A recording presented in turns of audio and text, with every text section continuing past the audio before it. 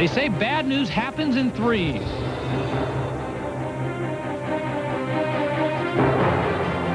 But for driver Jimmy Cope, the news has been all good, becoming only the second in the Hooters Cup Series to win 3 straight. Now, with even more wins than the 8. But who now is due?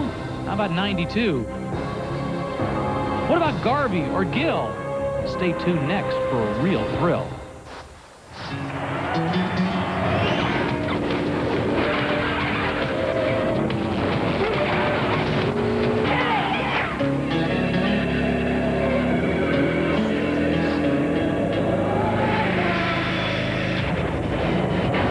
From historic Fairgrounds Raceway in Birmingham, Alabama, welcome to one of the last races ever on the surface that's been known over the years as BIR. And today, it's host of the USAR Hooters Cup Series. Hello, everybody. I'm Rick DeBrule. When you talk about dominating any series, all you got to talk about is the guy in this car right here, Jimmy Cope. Not only has he won the last 3 races in this series, but he's won 3 other races. He's on a 6-race winning spree. He's not on the pole here for a very good reason. Take a look at this. This is his gear shift knob. Yesterday, just as he was getting ready to go out and qualify, this broke off in his hand. As a result, the team had to jam the car into gear to send him back out. Not bad. He still qualified 6th. But who's on the pole? Well, there were a lot of good choices, but guess what? It's a surprise. Man who hasn't been in this series, John Wilkinson III from Hueytown, Alabama. You might call him a local boy. A lot faster than all these guys. One thing to out-qualify him. How do you beat these guys? Well, the biggest thing is just going to be to keep the tires on it for 200 laps, you know, and a lot of these older guys here have been old veterans around me. You know, they've been racing before I was born, probably. And I'm sure they're going to try to push me pretty hard. Biggest thing is just me to set a pace and get out there and just run a good steady pace with them and see if we can hang on to this thing for 200 laps. Words of wisdom from a 20-year-old who's starting on the pole here at what used to be known as BIR, now Fairgrounds Raceway. Let's go up to Larry Rice and Ray Dunlap for the start of the race. Well, thank you, Rick, and welcome everyone to Birmingham, Alabama. Today, the Hooters Cup cars in action here at this 5/8-mile racetrack. And Larry Rice, you've run here. Yes, this is a beautiful racetrack. It's very wide, but it's very flat. When you go into the corner, you got to make sure you get your pass made early because coming off, she tightens up in a hurry. Now, we've got stock car action for you today, but the last time you raced here, it was in a sprint car. That's a totally different game. Well, Bobby Allison owned this track for a while, and he thought it'd be great to bring the USAC guys down there and run the sprint cars. We had a heck of a good show. Not a lot of people turned up, but it was really neat because the racetrack was so wide. You had a lot of room entering the corners to make a pass. One of the best races we saw all last season in the Hooters Cup Series was right here at Birmingham. Marty Lindley won that one. Right now, let's take a look at your starting lineup for today's race. John Wilkinson III is on the pole. Alongside is Freddie Query. Darrell Brown and Dave Mader make up the second row. Moving back to row 3, we see Mike Garvey in the Coors Light car, Jimmy Cope in the Miller Beer entry. So the battle of the beers in row 3. Dan Bedingfield and Billy Bigley Jr. make up row number 4. And I'll tell you what, this is a pretty tight field all the way through the first 15 or 20 cars. Well, over 110 miles an hour, the qualifying from 15th forward, but Wilkinson topped the 111 mark, so a very fast run for John Boy, as they call him. John Boy Wilkinson from nearby Hueytown. This racetrack, as we take a look at the cars lining up, you can see how wide it is. We talked about that a little earlier, but there's plenty of room. Obviously, though, the fast place is right on the bottom of the racetrack. So that's your qualifying field, ready to go racing here in the 6th event of 1997. Cars lining up coming down the back straightaway. Wilkinson on the pole, his first race of the season here in the USAR Hooters Cup. Freddie Query, Fast Freddie on the outside, and I'll tell you what, Larry, I'll bet Wilkinson's got to be holding his breath when that green flag comes out. Taking a look right now at the point standings coming into this event. Jimmy Cope on the heels of 3 consecutive wins with the point lead.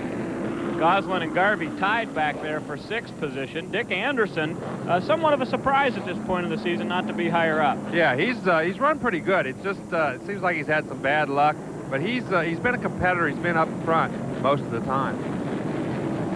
So the cars will warm up a bit here, get the tires ready to go, and we're looking on board the Broad Wheels entry of Tony Walls and the car number 81. We'll be bringing you some in-car shots from a few different vehicles today, including that of Billy Bigley right in front of Walls there in the Budweiser entry.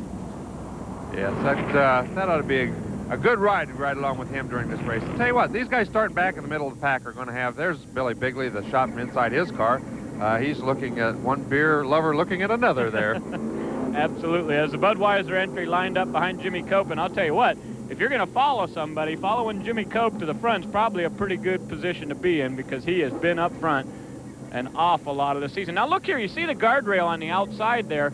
Somewhat of a concern for many of these drivers, Larry. Well, it's you can tell this racetrack's been around a while. They've replaced and repaired and put different kinds of guardrail around at different places on the racetrack. And obviously, most of the drivers don't like the metal guardrail as well as they like this cement. And the green flag is out. We're underway here with the Naturally Fresh Foods 200, the USAR Hooters Cup Series. I said this was the 6th event. Actually, we're in the 7th event of 1997. Freddie Query, a 2-time winner this year. Darrell Brown with 1 victory, and 3 for Jimmy Cope. And the green flag is out. Here they come off turn 4. Well, Rick DeBrule, you're down there with Tim Early, the pole sitter's chief mechanic. What's he got to say? But Tim Early, you're on the crew. Describe John Wilkinson. What's he like? He's only 20 years old, but he sounds very measured, almost mature. Oh, yes, sir. He's a pretty young guy, but he's real mature. He's been racing since he's 7 years old, racing go-karts. And, you know, he's a good driver for his age. He's run 7th in points in ARCA, so he's got a lot of big car experience and short track experience. Now, the important thing from a crew guy's standpoint, does he bring home the car in one piece? Sometimes we do, sometimes we don't.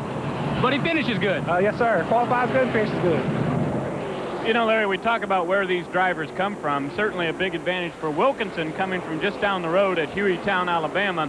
But he made a mention about driving ARCA cars, and when John Boy came out and ran in the ARCA series, he was the youngest driver ever to qualify at Talladega, and that is quite a feat. Yes, and we see a lot of these young guys coming out of go-karts. It seems to be an excellent place for these guys to get training. So Wilkinson falls into the 2nd spot right now behind Darrell Brown, and a lot of people behind him with some very strong race cars. Certainly is. Darrell Brown leading, John Wilkinson the 2nd. As we take this break, we'll be back in just a minute. The Naturally Fresh Foods 200 is being brought to you by Hooters Restaurants, delightfully tacky, yet unrefined. And by Jackaroo Barbie Sauce. If you've got regular barbecue sauce, you ain't got Jack. And by Naturally Fresh, Pure Spring Mountain Water. It's naturally refreshing.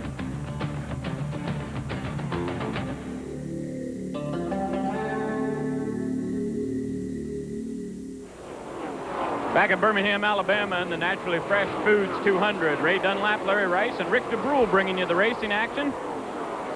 John Wilkinson started on the pole but fell back to 2nd position as Darrell Brown jumped to the lead right off the bat. Fast Freddie Query running 2nd. Mike Garvey is, or Query, excuse me, in 3rd, and Garvey in 4th. Right. Query doing a nice job. All those guys up, the first 6 or 8 guys, all running a very smooth, fast line. I think all these, oh, we got trouble. Whoa, one car hard into the wall. It's Kurt Gaddis in the 131. Boy, he got spun around in a hurry, and that just shows you how quickly things can happen on this type of racetrack. Well, this racetrack, you know, you don't realize you're going nearly as fast as you are until something like that happens. Once you lose control, you get up into the fence. Boy, he hit that thing hard up there in that corner. You know, Larry, 111 miles an hour around this racetrack is an average speed on a half mile. That's fast. Well, we had exactly right. So that means that entering the corner, you might be running 125 miles an hour. You're running a whole lot faster here than you realize, I think. It's such a flat racetrack, it's very deceiving, but it is fast. Jamie James in number 02 car in the pits there as they're taking a look under the hood. That's a bad sign as they continue to try to hook up Gaddis's car over in the turn there. That section of the racetrack, fortunately, though, does have that concrete barrier there, and that certainly is a big benefit. You go into that steel guardrail that fast, you're going to know it. Well, the Armco, obviously, it gives a little more, so it doesn't hurt the car sometimes, but the danger is you could get through it or over it a lot easier probably than you could the concrete. So Jamie James back out on the racetrack after a quick look under the hood, and John Wilkinson, as I said, has fallen to 2nd place in the 59. You know, Larry, we talk about the young drivers in this series, and they come from all over, but John Wilkinson from just down the road in Hueytown, Alabama, kind of bills himself as the new part of the Alabama gang. Well, as does Jimmy Kitchens. You know, these guys come from a long heritage. That town is well known by everybody in the country as far as stock car racing goes, and they all want to be a part of that legend someday. Hueytown is It's a little bit bigger than Mayberry. How about that? But there's not a lot in Hueytown as far as there's one shopping center and a bunch of restaurants, but other than that, it's kind of just a small town. You know, it's helped out tremendously. And all the help that they've given me throughout the years, and Bobby and Clifford and Donnie and Neil and everybody, and a good friend of mine, David Bonnet. He's helped me a lot, and it's real good to come from a town where there's a lot of race car drivers at. You feel real comfortable, and it seems like everywhere you go, you're working on a race car, talking about a race car or something, and that's been real good for me. There's definitely a lot of expectation. Being from Hueytown, it's big footsteps to follow. A lot of good racers that came from Birmingham and Hueytown as well, and trying to fulfill some of those footsteps. And boy, Larry, what some big footsteps those are to fill, huh? They certainly are. They're huge footsteps. But I'm going to tell you, he did say one thing there that's very interesting and very, very true. You want to migrate to somewhere where there's a lot of people and a lot of race cars. Not only does it help you when you're traveling from shop to shop to learn things about the different cars, but it also helps you to kind of keep in the loop. That's why you see everybody who has ambitions there and all moving to Charlotte now. That's where the shops are. That's where you learn. That's where you grow. Being from Hueytown, where they have a lot of people that are involved in racing, it's very good for them to be able to grow by going to all the different shops and learning what the other guys are doing. And IndyCar racing's the same way. You go to Indianapolis. So it's a great thing to be from that area. If you're from Idaho or Montana, pretty tough to go next door and go to see another race car. Well, that's for sure. And of course, we're talking about the late Davey Allison, the late Clifford Allison, and the late Neil Bonnet. Three great figures in auto racing, no longer with us, and it's a great loss for all of us. Ready to go back to green flag racing. We'll see if John Wilkinson can put some pressure on as the green flag now comes out from flagman Tony Boswell. Well, it's Freddie Query that's putting on the pressures. He made around Wilkinson going into turn one. Query now is going to mount the challenge going down the back straightaway. Let's see if he's got anything for him. I think John Wilkinson said something very smart in the opening of the show. He said, I got to keep my tires on this car for 200 racing laps, so he may be laying back with a bit of strategy. Well, I think that's what most of those guys are doing. They've all kind of jumped in line now. All of a sudden, they've jumped out of line, and they're starting to press each other a little harder. But we're not very far into this race, and of course, you cannot use up your tires. You just got to save them. It's a very flat racetrack. It's easy to get in there and slide around down on the bottom, as you're seeing Freddie Query do a little bit right now. Now, Larry, at the top of the show, you said the fast way around this racetrack is at the very bottom, but a lot of these guys are trying a higher groove. Well, all these guys are running a little higher. Of course, the last time I raced here was 20 years ago, and I think things have changed quite a bit here since then. We used to run in right on the bottom, drift up a little bit as they're doing now, and then come up on the bottom. Now then, it looks like they're running in a little higher. They're still drifting up a little bit, but they're not right on the bottom, either entering or coming off the corner. Well, Darrell Brown is the leader in car number 86. A bit of a ride shake-up here in the USAR Hooters Cup Series. Darrell Brown now in the number 86, driving for Frankie Grill. And, of course, Marty Lindley had been driving that car. Brown evidently will have that ride for the rest of the season. Well, if he keeps running like this, he's going to keep it for a while, I can tell you that, because that's exactly where they want that car to be, is out front. And Freddie Query tried to get on the bottom. He ran down there for about 2 laps, tried to give him a bit of a challenge. Then he just moved back up, said, I don't think this is going to work. Well, Darrell Brown has led 109 laps coming into today's race, and he was the winner at New Smyrna. We'll be back to Birmingham after these messages. Welcome back to Fairgrounds Raceway in Birmingham, Alabama. Darrell Brown is your leader right now as we see Mike Garvey and Jimmy Cope having a bit of a battle out on the racetrack. Yeah, Cope's trying to sneak down under Garvey going through the corners, but he just can't quite muster up enough speed going down the straightaways to pull Brown past him. So he has to fall back in line going through the corners. Oh, and look at this. Jimmy Kitchen's number 47 car is on pit road under a green flag run here, so that's going to be a bad break for Kitchens. Well, hometown boy is going to be out of this one, because anytime you make a pit stop, have to pull the hood, that's not a good sign. As we see Cope again down on that low side where there's not quite as much traction, trying to sneak by. He's upside Garvey now. Let's see if he can get by. Here comes Cope down the front straightaway. Let's get down to the pits to Rick DeBrule and get an update on Jimmy Kitchens and car 47. Word from the crew is that Jimmy says there's something wrong with the front end. Initially, they think it might be a bearing, but as they're looking into it, they can't see anything inside. All they can do is send him back out and hope that whatever the problem is just going to go away. Well, not very often do they just go away without you doing something to them. But I tell you what, if you can't find it, that's about all you can do. Send it back out there until it gets worse, and then you can maybe identify it. But right now, if you can't find anything, what are you going to do? Start changing parts? Well, probably not. You just have to go out there. When it gets bad enough, then you'll be able to find what the problem is. Well, Jimmy Kitchens went to the Atlanta Motor Speedway earlier this year for an ARCA race and had the same sort of a situation. Ran about 20 laps, came in and said, I got a problem in the front end, and they couldn't find anything. He went back out, and it didn't get any better. No, they don't get any better. They just get bad enough that you can find them sooner or later. That's all that usually happens in that instance. You can see this racetrack, though. The groove is really right up in the middle of the racetrack. I'm really kind of surprised that it is this high on the racetrack. But these guys have tried to move down. This reminds me a lot of the groove at Tucson Raceway Park. You moved right down to the bottom. You slip and slide. It's shorter, but you can't quite get around. Here we see again that the 8 car, Freddie Query, trying to get down there, but he moves down there. The car loosens up so much, he just can't quite get far enough to get around. Well, Freddie Query certainly has been impressive in 1997 in this Hooters Cup Racing Series. Here he comes to make a move on Brown down the front straightaway. Can he take the position? Boy, he was upside. He's in front of him right now. Now the whole thing is, when he crosses the line, just a half a foot behind. But I tell you what, he's really in a good position now to pull off this pass. Freddie Query down the back straightaway on Darrell Brown. Can he take it? No. And I think what you said, Larry, about that inside groove is playing true here. Darrell Brown has the preferred line on the outside. He has a preferred line. What happens is when you got that big shot off the corner, when you're higher, you get more RPMs coming off the corner. That multiplies all the way down the straightaway, so you're making a faster run down the straightaway. Even though it's a shorter run through the corners, you don't have the RPMs, you don't have the straightaway, so the guy beats you down the straightaway into the next corner.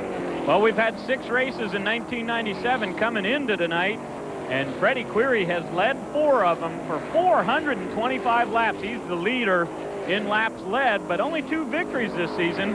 Somewhat of a surprise from Freddie Query, but a great season so far as he comes in as the point leader. Well, he's had a very good year, and he's really working right now to make it even a better year. He's tried really hard to get around. But I tell you, he's got to be careful. He doesn't want to wear those tires out. You go down there and you run for 8 or 10 laps in a row, boy, you get the tires worn off the baby, and you're going to be in big trouble come later in the race. So again, a question of tire wear here, and is John Wilkinson, a driver who knows this racetrack very well, having a strategy now of laying back a bit and letting these leaders go. Well, Darrell Brown says, I like it just fine out front right here in the number 86, so he continues to lead here at Fairgrounds Raceway. Well, and obviously he's got the preferred line. He's not using his tires up near as bad as some of the other guys are. Query right now appears to be the one guy who's maybe used the tires up more than anybody else. We saw back there a while ago that Cope was down on the bottom a little bit when he was trying to make a pass, and he might have used his up a little bit. You can see right there he's lost a position, so maybe that is why. He got down there, got the tires hot, and lost that position and fell back a spot. Billy Bigley in car number 28, riding right behind Mike Garvey in the 40. Again, the battle of the beer cars, the Coors Light entry and the Budweiser car as they continue to motor around this racetrack. Let's go down to Rick DeBrule. Wayne Niedecken brings the car in, the number 99. Apparently it's been running hot. It looks like, according to the crew, it's just terminal. He's going to go ahead and get out and bring his day to an end. Unfortunately, didn't get far into this race. Wayne Niedecken out of the race. A tough break for Junior Niedecken. His 3rd event of 1997 ends prematurely today here at Birmingham. Yeah, we ought to mention that Eddie Hanks and Curtis Gaddis are both out of the race as well. They went out very early in the event. But there's a guy that's not out of the race and doing very well. The number 10 car, Mario Goslin, now looks like he's maybe trying to make a move on Marty Lindley. Well, and he's racing there in Lindley's car. Now, remember, Larry, a year ago here at this race, a very competitive event where Marty Lindley won the race, but he was in the car that Darrell Brown's driving and leading the race. So Brown was a big winner in this driver swap. Yeah, it looks like it because obviously that car is well-suited this racetrack. Brown likes the race car, and Lindley back there not struggling, but obviously not leading the race like he'd like to be. Well, there's a look at Darrell Brown in car number 86. Good run for them. Freddie Query now starting to take a little different line around this racetrack. I think he learned his lesson from being down on the inside. He just wasn't able to make any move to get by Darrell Brown. Well, it's a long race. You know, he's he knows that there we take another look at the 99 car of Junior Nedak, and he's still sitting in there in the pit area. But he's learned that he doesn't want to get those tires hot. He's moved back up in the groove. He's kind of taking it a little bit easy, and he's just kind of biding his time right now. As he gets a little, oh, Jimmy Cope, very slow down around the inside. That's not good. Jimmy Cope, the driver who has won the last 3 Hooters Cup races in a row, and he is very slow as he trickles into the pit area right now. The yellow flag is going to come out now that Cope has gone slow. He makes his way to the pit road. We'll give you an update on Jimmy Cope's situation when we come back. More Hooters Cup racing after this. Welcome back to Fairgrounds Speedway. We're under yellow for the 2nd time today. The first one came out as Curtis Gaddis hammered the wall in turn 1, and now the yellow is out as Jimmy Cope has slowed and gone to the pit area. There you see the Miller Lite Special, car number 1. Cope continues to sit in the race car. We'll see if we can get an update for you on exactly what the situation is. Well, he's been here twice before. He's blown the engine twice before. We hope that that's not the case this time, but it doesn't look very good as they've got the hood off of that thing right now. Well, the yellow is out. Rick DeBrule, what's the situation with Jimmy Cope? Well, Jimmy, this is the last place we expected to see you at this point in the race. What's wrong? I don't know, something happened to ignition or the distributor broke. Something's wrong with ignition, the motor just shut off. Was there any warning or just go off suddenly? No, we started off 2 back there, the motor shut out, it backfired and popped, and it run again, and it shut all the way off, so nothing I could do with it. Well, Larry, I guess the big question is, you had mentioned he blew 2 motors previously here, but that's got to be a good sign. At least maybe the motor's not blown. Right. At least maybe there's something they can do to fix it and get back out. Obviously, he's not going to be in very good shape, but at least he might be able to go back out. Tony Wall's going into the pits. Yeah, so we're just about to go back to green flag racing here, and Wall's on the way in. Of course, he's from nearby Albertville, Alabama, so a lot of Alabama drivers here in the race today. The Broad Wheels race car number 81, apparently a suspension problem of some sort. Well, they're having trouble getting the jack under there. Looked like I'm not sure what the heck they were doing. Looked like they had trouble getting the jack under there, and then they jacked it up, and then they just let it back down. So I'm not sure what the whole thing was. The pit strategy here is, or at least the rules are, you have 4 extra tires in the pits that you can change anytime during the race, but you must make 1 pit stop. So, and obviously they will change tires during that 1 pit stop. Whether they take on 2 or 4 tires is up to them, but tires being as critical as they are, they probably are going to try to take on 4. They might try to make 2 different pit stops, as we've seen some of them do in the past. Take on 2, come make another lap, come back in and take on 2 more. So there's no way that Tony Walls was trying to fake his pit stop there and try to go the distance on 1 set of tires. No, whatever happened there, he either was going to go in and get his tires very early and go back out and try to move to the front, or you know, they had some other part of the problem that they jacked it up for and never did really do much to it, because once they got it up in the air, it looked like they just let it back down and went going because they were about to get lapped. They didn't want to lose that lap. Well, we saw the 3 car in your screen just a moment ago. Nevin Jenkins from Florida in the Futronics car. Brand new paint job on that race car. Good looking car. As we get ready to go back to green flag racing here, the number 86 car of Darrell Brown continues to be your leader. Well, and you can see the racetrack. You can see the water. It has been wet. It rained us out last night. That's the reason we're racing today. They rained out the race last night, had to reschedule the race for today, and there's still water all over that infield down on the inside of the racetrack, and it's been a pretty messy. Ooh, look right there. You can see a lot of water down there. Somebody gets down in that and throws it up on the racetrack, it's going to be pretty messy. Well, Larry Speakman in the car number 08 is the car that's on the inside. He is a lap down. And you're right, you've got to be careful with those lap cars. Make sure you don't shove them down to the inside, because that could be a real mess. Well, this has been a very competitive field. Not a whole lot of lap cars at this point of the race. When they do get into a bunch of lap cars, it could be a difficult situation as the pace car pulls off. But it could be a difficult situation because the groove here is pretty different. And if they've got to go down to the bottom to get around these lap cars, it's going to be pretty tough. Now, Speakman just dove off the backstretch there. He was indicated by the official to go to the inside. So Jamie James will line up on the inside row as the green flag comes back out. And here goes Darrell Brown down the front straightaway. A good run that he and Freddie Query got on the entire field. Right, he and Freddie Query both got around those lap cars very early. Pulled out in. Boy, I'll tell you what, Brown got a big jump on Freddie Query. Query not quite as good a restart as he probably would have liked. Now, oh, got trouble. Yeah, Bill Clemens has slowed on the back straightaway. Not sure what the problem is with the 15 car, but he gets off the racetrack, so no yellow here. I was just about to say, John Wilkinson has got himself in a pretty good spot here. These front two cars are racing awfully hard. There's Clemens' car. Well, they're starting to change the tires, although as slow as he went into the pit area, I've got to believe there's some other sort of a problem other than just a tire change here, because this is not the part of the race that you would go and make a tire change, especially right after a yellow. Well, we continue under green, and Bill Clemens from Georgia is in the pit area. Rick DeBrule, what are they doing with the 15 car? Bill Clemens Jr. brings the car in. He had a flat on the right side, the right rear tire. As a result, they've had to go ahead and change it. They're going to get him back out of this race. Not the way they wanted to do that right after they went green. Unfortunately, they didn't have a choice in the matter. What a terrible, terrible break. Right after a yellow to have to come in and change a tire. If you notice there, Brian Hastings was changing that right rear tire. He's Mike Garvey's crew chief. And the reason he was doing that is their team cars. Garvey's taking care of that car for Bill Clemens this year. And it appeared to me, Larry, like that right front fender might have been rubbing a little bit on the car. They were worried about getting the tire changed, but didn't seem to be too concerned with that fender rub there, so they may have to keep their eye on that. Now here's a change for third position as Billy Bigley Jr. is making a move on Wilkinson. Wilkinson gets pushed back a spot, and you can tell his car is a bit loose coming off of turn number 4, so Wilkinson falls from 3rd to 4th.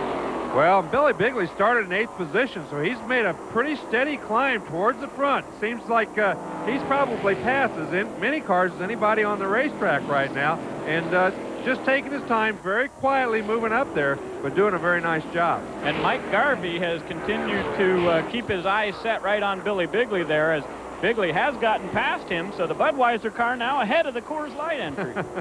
Yes, and look at this. Clemens running right on the bottom of the racetrack with those new tires is running faster than our leader. You know, that just shows you how much difference it makes. Now, the whole strategy is going to be, when do you go in and put on those new tires? Well, Darrell Brown's your leader, Query second. Billy Bigley makes the move, and Garvey holds on to fifth. And welcome back to Birmingham, Alabama. Today's running of the Naturally Fresh Foods 200. Ray Dunlap, Larry Rice, and Rick DeBrule bringing you the action from Birmingham.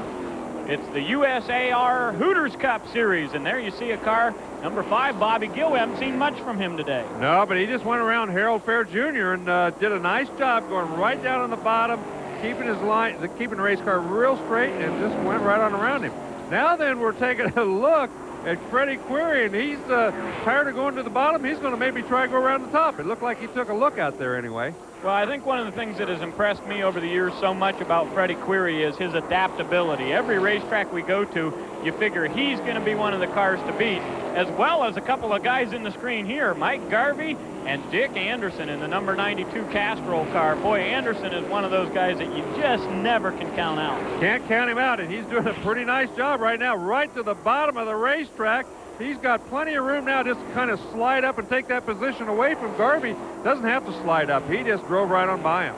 I'll tell you, Anderson's season certainly has not been what they had hoped for. No poles, no wins in 1997 so far as we continue in this Hooters Cup racing action. A bit of a surprise. He's a guy who comes in here with 9 career victories and just about a threat to win every racetrack we go to. I'm telling you what, if he can keep that groove going right around the bottom, then he's going to have something working for him that nobody else has. Mario Goslin now making a big battle there with Bedingfield.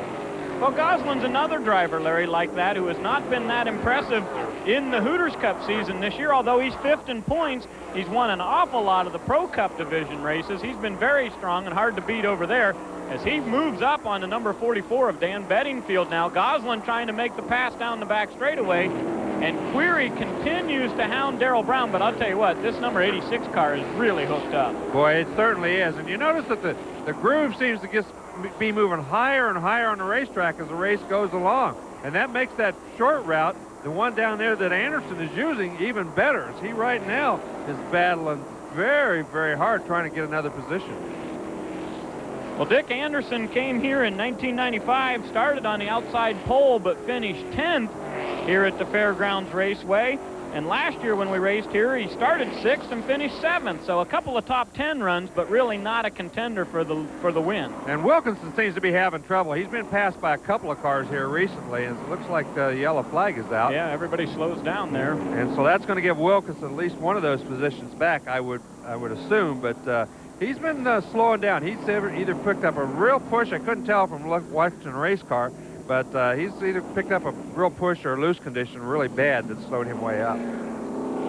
So John Wilkinson sat on the pole here at Birmingham and has moved back a bit. Darrell Brown has been up front all day. Freddie Query continues to try to put some pressure on him, and they are back underneath the hood of the 47 car of Jimmy Kitchen. So evidently they found there is a real problem with that race car. Yeah, it looks like, you know, it's going to be a long, long afternoon for him. When you keep pulling into the pits, taking the hood off the thing, all you're hoping for now is to get make a few points, maybe make a little bit more money. But for all intents and purposes, we see Harold Fair there pulling into the pit area along with Ronnie Sanders and some of the other guys right behind him. Those guys are going to go in there, get the new rubber, hope to gain that lap back.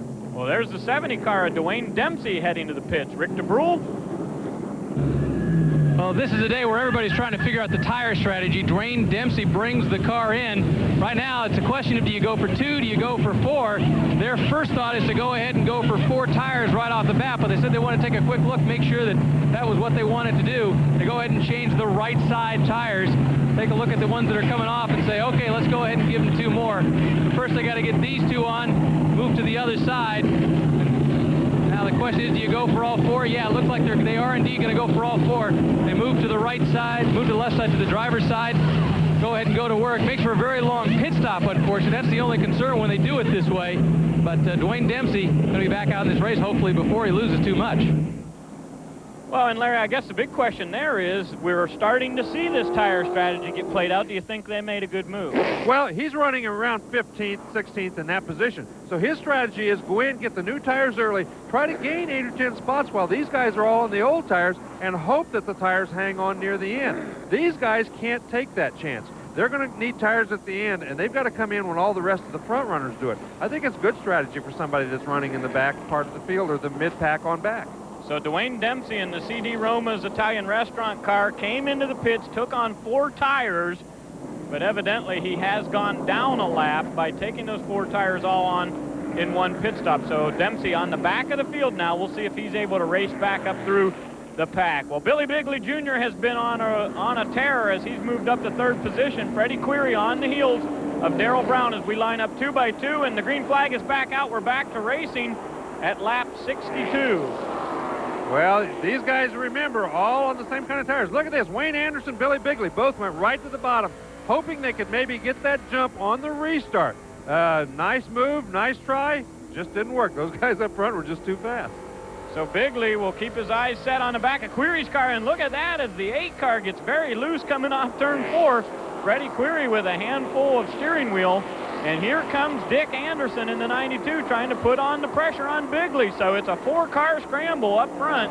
But boy, look at Darrell Brown as he now moves out to a 2-car length lead on Query. Darrell Brown's just had things pretty much his own way the whole race. You know, other than Query challenging him there for 2 or 3 laps, nobody's really been able to mount much. On the other hand, Anderson and Bigley slowly but steadily moving their way up from the back. They don't have a big advantage, but they do have an advantage. Let's go down to the Rick DeBrule and see if he can see what that advantage is. Well, Jay Winery, the crew chief for Billy Bigley, was he saying much about the car? He's running well. No, we changed a couple of things before the race today. Tried not to wheel spin the tires today, and right now the car's phenomenal. He said, I'm just feathering the gas, not trying to burn up the tires, and the Budweiser car's going to the front. Well, he certainly is having a good challenge here. And Larry, what does it do to these drivers to set up for a day race when they were supposed to run at night? Well, you have to make some changes. Obviously, the temperature's going to be different. After the rain, the surface is going to be different. So you've got to adjust to that. The guys have had a lot of experience are going to have the advantage. Obviously, Bigley knew what to do. Darrell Brown's your leader, and we'll be back to Birmingham in just a moment. Welcome back to Fairgrounds Speedway in Birmingham, Alabama. It's a USAR Hooters Cup Series, and we've got a good battle on the racetrack right now as Dave Mader is on the outside of Mario Goslin. These guys have been like this for about 6 laps side by side. Oh, I tell you what, Mater just isn't going to give up. Goslin seems to be running in there a little bit harder. He seems to be able to get off the corner a little better. But Mater just will not give in. He's got a good race car, and he's going to make Goslin work for it. One of the true veterans of Alabama racing, Dave Mater, on the outside in the car number 11. See Marty Lindley there in the 16 car going around some lap traffic. Now, Mario Goslin in the Jackaroo car in the car number 10 has absolutely dominated the Pro Cup division. But so far in 1997, we haven't seen him in victory lane over here. Well, you know, it's just been one of those years. He's run pretty good. But, you know, all these divisions are tough. He's been very fortunate to win as much as he has. Not that they don't have a good team, but it's hard to win 1, 2, 3 races in a row like these guys have been doing. He comes to this division, it's just as tough. He just hasn't got quite the breaks that he has in the other. Well, to give you an update on our previous winners, Darrell Brown, who won at New Smyrna, is the leader. Freddie Query, a two-time winner in this series, running second. But Jimmy Cope, the driver who has won the last 3 consecutive Hooters Cup races, has had ignition trouble. Now, he is back on the racetrack in the Miller Lite car, so he is going to try to continue to chase down those valuable points, but not a threat to win today. Look at Mario Goslin. You can see that running down on the bottom, he's got his tires heated up. You can see that thing's really loose right now. The back end's sliding around a little bit. So, you know, he had to move back up top. He couldn't do that anymore on the bottom. Billy Bigley Jr., you're on board with him in the car number 28, the Budweiser entry, as he continues to try to find a way to get by Freddie Query in car number 8. Yeah, Freddie Query, looks like his tires are giving him a little bit of a problem, too. You can see that that thing's just a little bit loose. It's really interesting is how high the groove, ooh, right there, he got real loose coming off of the corner. And looked like Bigley had to climb out of the throttle just a little bit to keep from running into him. Once again, we're in Birmingham, Alabama for the 7th event of 1997 in this USAR Hooters Cup Series. Freddie Query and Jimmy Cope having a great points battle throughout the season so far. And Query is going to have a bit of an advantage on him today if he's able to stay in the position he's at on the racetrack right now. Yeah, he certainly is. Bigley, though, seems to be all over Query, trying to get around him. But he's been very smart about making the pass. He's not going to do anything that's going to overuse the tires. His tire management right now seems to probably be as good as anybody on the racetrack. Well, today, tire management is the key. The big question out here all day has been, what do you do for tires? Some guys have said maybe they come in for 2 real quick. Some guys have said they come in for 4. Other guys want to hold on till the very end of the race and come in for those tires. To talk with Billy Bigley's crew, their plan may be not to change tires at all. That's because they think it's going to rain. If they come in, change tires, they can lose track position. Right now, the Bigley group is gambling on rain. Well, thank you, Rick, and the weather certainly could play a big part of this race. Well, that last yellow that was out, I don't know whether we mentioned it or not, but it was because it started to sprinkle. So that might play a big, big part in when these guys come in. Obviously, if you're leading the race, oh, we got tire smoke up there. Looked like, oh, somebody spun. That's Ronnie Sanders that has spun around in the number 18. I saw the tire smoke, saw the brakes. I didn't know what was going on, but it was because Sanders had spun up there. And everybody was trying to avoid him. That's where all the tire smoke was coming from. Yeah, well, we see it appears he has a flat left rear. Well, no, he doesn't. It's gone. He doesn't have a left rear. So, Ronnie, good tire management's a strategy here, buddy. You got to keep all 4 of them on the car. But look at this. You can see that the tire and the entire wheel assembly has broken off the left rear of Ronnie Sanders' car, number 18. So that is a tough break for them. Yeah, it is. And that's pretty... Whenever you drag the car into the pit area like that, it's not good on it. It usually tears up a lot of stuff. And it's not going to be a good day for him after losing that left rear tire. Tough break for Ronnie Sanders as we're under yellow again here at Birmingham. Darrell Brown continues to be your leader. He's led 109 laps in the last 7 races, but he has been out front all day long today, as he took the lead from John Wilkinson right off the green flag. I just saw Freddie Query pull into the pits back there. I believe that was Freddie Query. Boy, if he's taking a pit stop now, it's going to be interesting to see. His strategy is a whole lot different than everybody else. Yes, it was, because there's Bigley in second. So Query is in the pit area getting service, and so is Mike Garvey and Mario Goslin. So 3 of the top 10 cars in this race right now are in the pit area changing tires. And boy, this could be the break of the race to see how this plays out. Well, if the tires are that good and they can get around the guys who were up front and then it rains, then they made a smart decision. However, you know, nobody knows. Nobody knows what's going to happen. It's a guess on everybody's part. Well, we see the Long Lewis Ford pace car out there on the track. Of course, Long Lewis, the longtime sponsor of the great Red Farmer, one of those original members of the Alabama gang, one of the great guys in racing. And Long Lewis, a longtime supporter of auto racing in the Alabama area. Quite a few cars going to the pit area now as some of the lapped cars will make their pit stops. Yeah, you can see there Jimmy Cope back out on the racetrack. He's going to come back in. Obviously still got some problems because they've been in and out a couple of times here. But a lot of these guys, it's going to be interesting to see. A guy like Goslin and some of these other guys who made pit stops, they're going to need a lot of these people to come in the pit so they can move back up. If 15 cars stay on the racetrack and they have to start 16th, it probably is not going to be a very good move. However, if everybody except the first 3 or 4 come in, then they've got a chance to move back around and get up front again. Well, we see Derek Kelly from Auburndale, Florida in the Discount Auto Parts number 6 coming into the pits there. Of course, Kelly not running as well as he would like to today. There you see the 08 of Larry Speakman. The 71 is Harold Fair Jr. as these cars now getting lined back up, and we will have a restart here in the Naturally Fresh Foods 200. Ray Dunlap, Larry Rice, and Rick DeBrule bringing you the action today. Now, our next race will be 1 week from today at Pensacola's Five Flag Speedway. You want to call the Five Flag Speedway and get some tickets to see some great Hooters Cup racing. These cars very, very fast on these half miles. Now, there you see. Well, you can see him jumping on the brakes. All he was doing was jumping on the brakes in order to miss that spinning car up there, and he did a good job. Nobody ran into him. Darrell Brown's your leader, as he has been all day. Dave Mader now up in the top 5. Dick Anderson running third. We'll be back with the green flag in just a moment.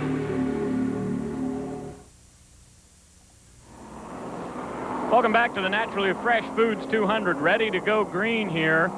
We've been under yellow for the 4th time today, but a very competitive race up to this point. Darrell Brown, your leader, Billy Bigley running 2nd, and Dick Anderson in the number 92 Castrol car has moved up to 3rd. You see Bill Clemens Jr. there, a lap down as we get ready to go back to racing. Yes, and I'll tell you what, those guys that made pit stops are pretty far back in the field right now. You can see back on back, you can't see them in the first 10 or 11 cars, so there are a lot of cars that stayed out. That's going to make it very, very tough for them to take advantage of those new tires, because they're going to have a lot of traffic to get through. And those new tires are going to be a big advantage only for, 15 laps or so, and then they're going to be pretty much the same as everybody else. Throughout the season, Larry, most of the time we've seen drivers trying to make their pit stop right at the halfway point at around lap 100, but these guys going in before lap 80, somewhat of a surprise. Well, I guess they felt like with the new tires, they might be able to gain an advantage, get back up front. But the real thing that you don't know when you go in and do that is how many other guys are going to go in and take on the new tires.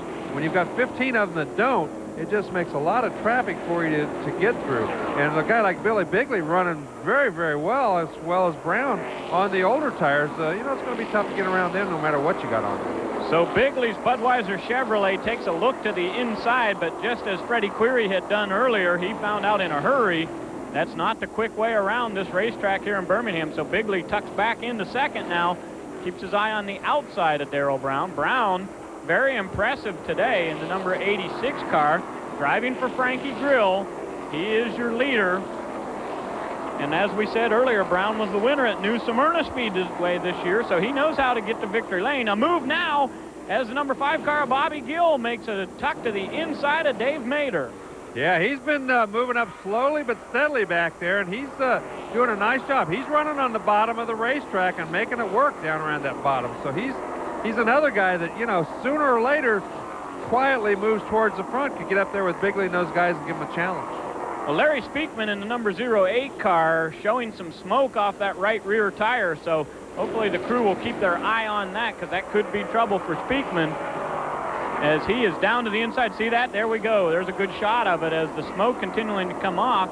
Not sure if that's rear end smoke or right rear tire. Well, it looked like it was coming out of the middle of the car, and that's not a good sign. The officials will keep looking at that, and if it gets much worse, they'll probably have a black flag and have a look at it to make sure it's not getting all over the racetrack. Right now, though, Billy Bigley's moved down to the bottom. Clemens in that 15 car is a lap car, but he's running just as fast as the front runners. tough break for him. He did put on those new tires, though, at the halfway mark, or at about 50 laps. So he's going to have to use those tires up pretty badly before the end of the race. And that probably will hurt him come lap 180, 190. Okay, we move back into the field now to take a look at those cars that did make their pit stops.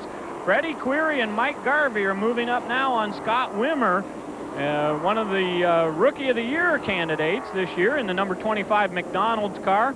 Wimmer, of course, from Wisconsin, coming down to race with the guys from the South. And now we'll see if Query and Garvey's strategy works for their favor and see if they can make any moves on this traffic. Well, they have moved up a lot of positions so far, but it's going to be interesting to see if they can do it in time to avoid any more trouble. Let's go down to the pits to Rick DeBrule.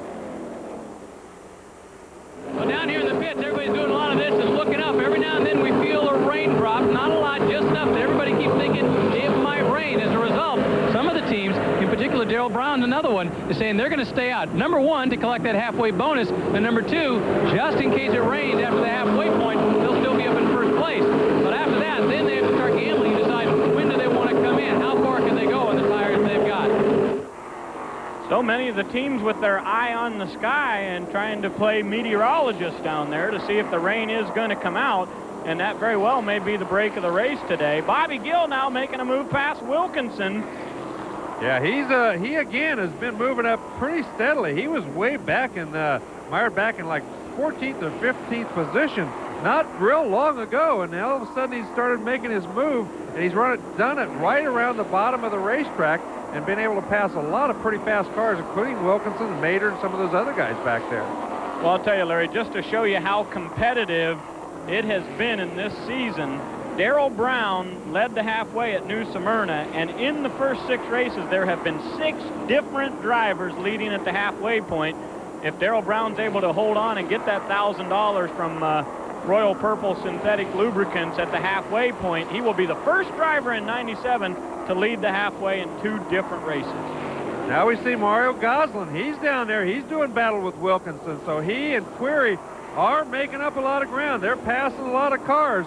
I think the only thing that happened to their strategy was they thought more guys would come in and change tires than did. And when they didn't, it made it a lot of traffic for them to get back through. But they have done very well, and they have gained a lot of spots. Well, Johnny Brazier in the 171's on the outside there as Garvey takes a look to the inside. Now we go back to the leaders, and the number 28 car is making some moves on Darrell Brown, but I don't think Bigley has quite figured out a way to move past him. Well, that's exactly right. He'd like to have that $1,000 of halfway money, but he's not going to jeopardize the win to do it. And that's what both of those guys have to think about. Both of them like to have that money, but the 200th lap is much more important than the halfway mark. Absolutely. So Darrell Brown continues to lead here at Birmingham. He has really put on quite a show, and he is officially now the halfway leader.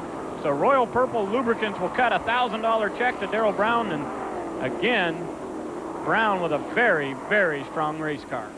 Bill Bigley, he wanted that money, but it wasn't, like I said, it wasn't nearly that important. He decided to settle in. He'd still like to lead it, but he's willing to wait till a little later. So Darrell Brown is the leader at the halfway point of the Naturally Fresh Foods 200. We'll be back after these messages. Welcome back to the Naturally Fresh Foods 200.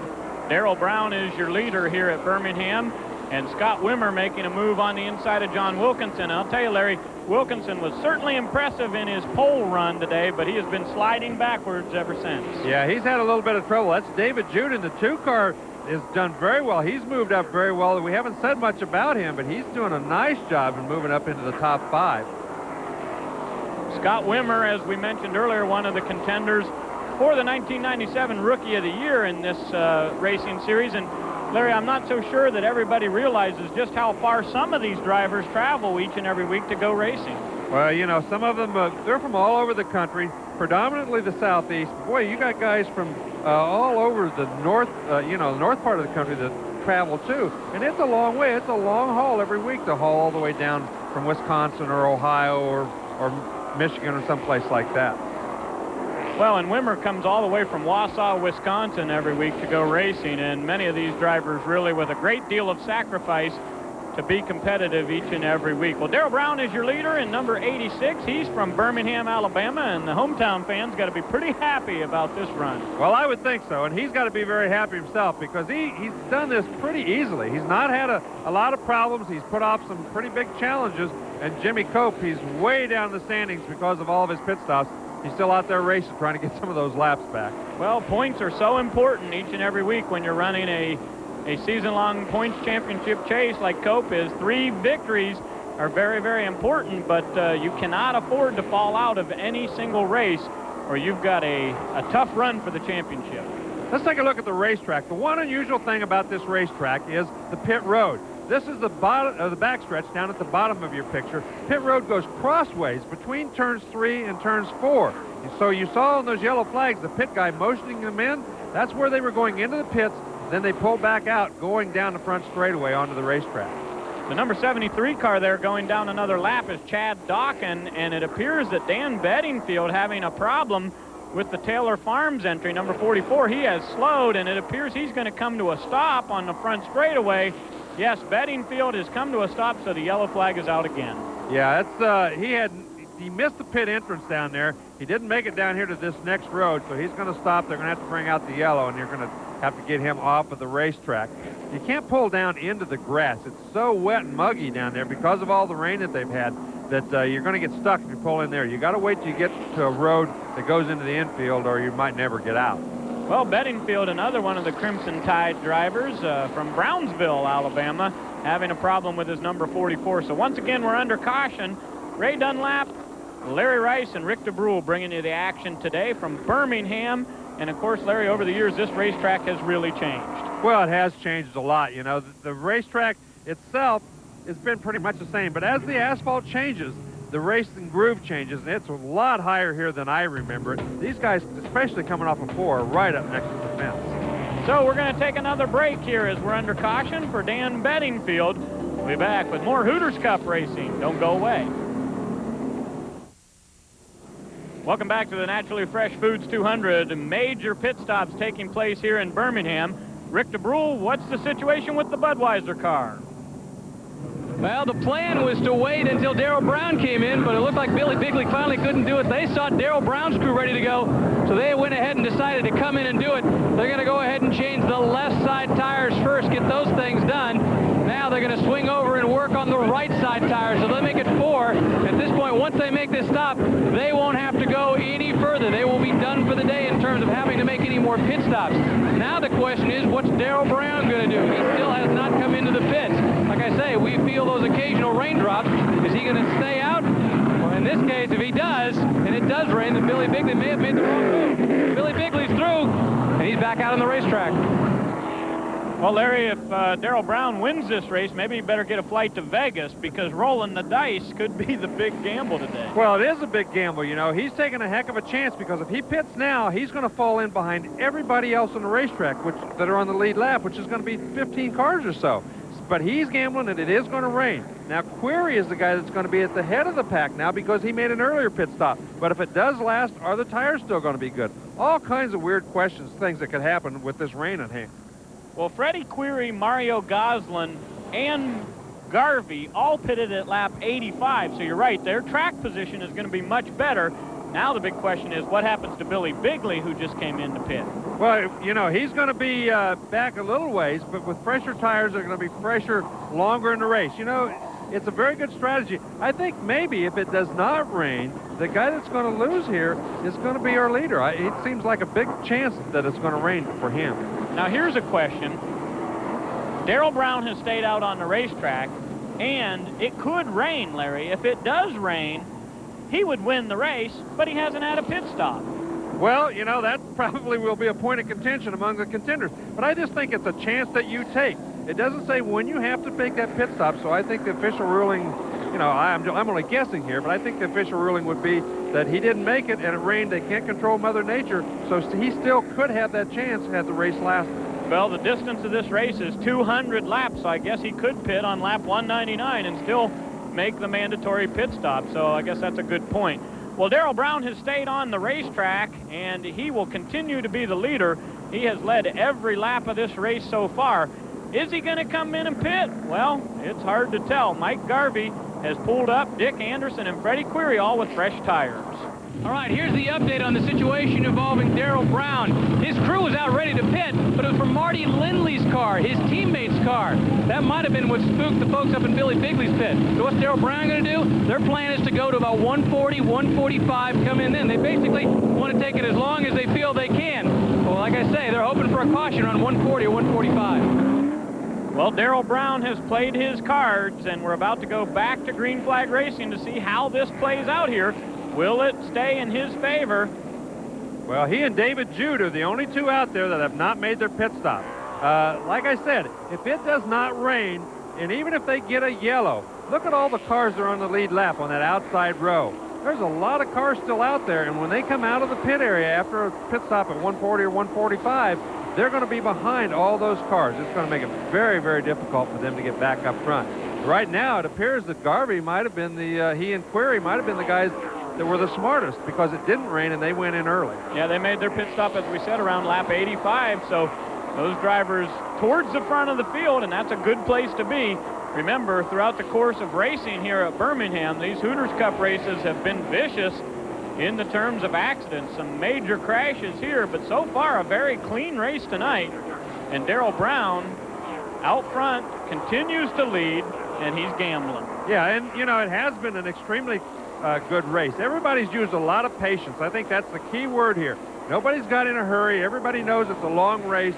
They got up beside somebody. They haven't gone in there and body slammed them. They've just kind of pulled back, let their tires cool down if they haven't got around them in a couple of laps, and it's worked very well. You can see Garvey now on the inside, but he's going to get blocked by that lap car. That's Homer Heflin in the number 90 car, slow down to the inside, so Garvey has to pull back a bit, and he'll try to make that move as they get back on the front straightaway. But Larry, you know, one thing that I really like about this series is the fact that they do call for a mandatory pit stop. I think the strategies and how these teams play it out makes the racing much more exciting. Well, it obviously makes, oh, we got a car sideways. That's the 08 car of Larry Speakman. Man, oh man, is he putting up some smoke.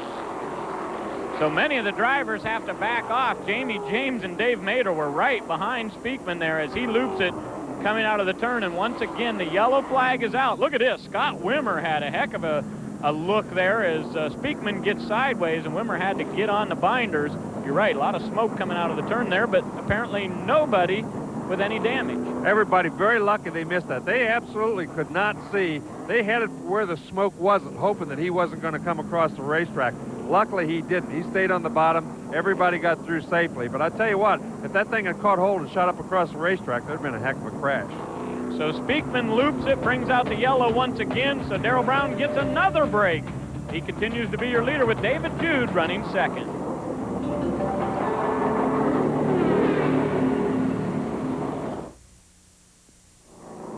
Welcome back to the Naturally Fresh Foods 200 from Fairgrounds Speedway in Birmingham, Alabama. Ready to go back to racing here, and Darrell Brown continues to be your leader. The gamble, oh, look at this. The 3 car of Nevin Jenkins is going to the pits. Yeah, he's coming in there. You know, he's an interesting guy. He's an inventor. He invented the medic alert, and for those of you who don't remember that, it's got that famous saying, "I've fallen and I can't get up." That's him. Hey, that's one way to go racing if you can make a great product like that. Nevin Jenkins continuing to be in the lead lap here, so he'll have to hurry with that pit stop and get back out here as we anticipate a green flag next time by. Bill Clemens Jr. a lap down in number 15, as well as Jimmy Cope. Now, folks, if you're just joining us here each and every week, the Miller Lite number 1 car is normally a factor for the win, but not today, as Cope had ignition problems early on in the race, and he is several laps down as you see that car down to the inside. Here comes Jenkins back out. Futronics is the main sponsor there, as you see on the back deck of the number 3 car. He'll get back in line, and we'll be ready to get back underway in just a moment. Yeah, he's still on the lead lap. Again, David Jude running in second. He has not made a pit stop so far, so those first 2 cars have not. Then the 40 car, Mike Garvey, and then Dick Anderson and Freddie Query, all behind him. They were the ones who came in on about lap 85, so they were the first ones in. So they logically would take over the lead when these guys have to make their pit stops. Again, that all depends on the rain. Well, great run for the Klein Motorsports team in car number 2. David Jude right up there at the top, and he's going to try to see if he can do anything with Darrell Brown. Nobody else has been able to do much with him today, as that number 86 car has been out front all day long. Right, and again, he jumps out. David Jude just can't stay with him. There's some pretty healthy lap cars down there. Plemons has been running very, very well all day. It's tough he got down that lap with that flat tire early, but he's really hung right in there with the leaders and hasn't lost a lot of ground to them after that flat tire problem. Now, Larry, I've been noticing that Mike Garvey is trying to take a bit of a different line around this racetrack, and Jimmy Cope just let him duck right inside, and that's a very gentlemanly move for Jimmy Cope, as he is many laps down and knows he's not a factor today. The big question is, can Garvey make that lower line work? Bill Plemons seems to be pretty fast down there, but no one's been able to mount a challenge on the inside. No, you get down there and you're just as fast as, but no faster than, the car up on the top, and that's the problem. You've got to be able to be faster than they are, make that pass, and get back up on the top so you don't wear the tires out. And you're right, Plemons has been running down there for at least the last 40 or 50 laps and seems to be running just as fast on the bottom as the guys are on the top.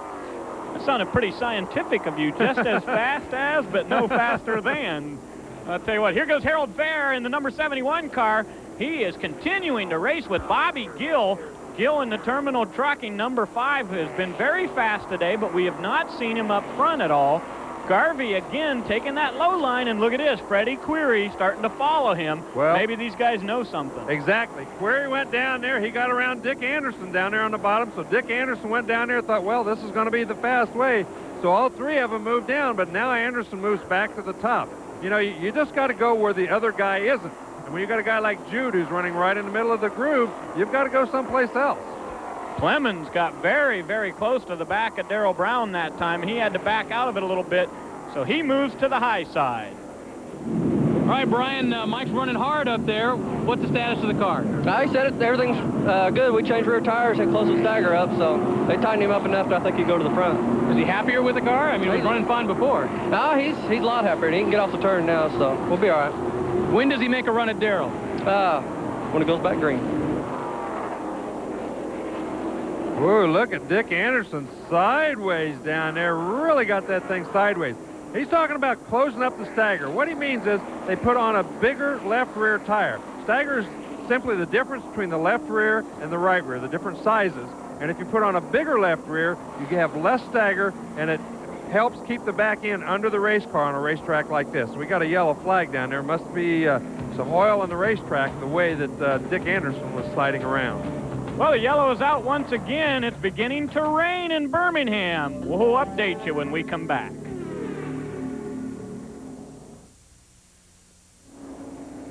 Well, we're under caution in the Naturally Fresh Foods 200. A light drizzle on the speedway has brought out the yellow, and Darrell Brown from Birmingham, Alabama, is the leader in the number 86 car, and we have been talking about strategy all day long. The big question is his strategy going to work to his favor? Well, Rick DeBrule, you're down in the pit area. What has Fritz Augustine got to say about this rain situation?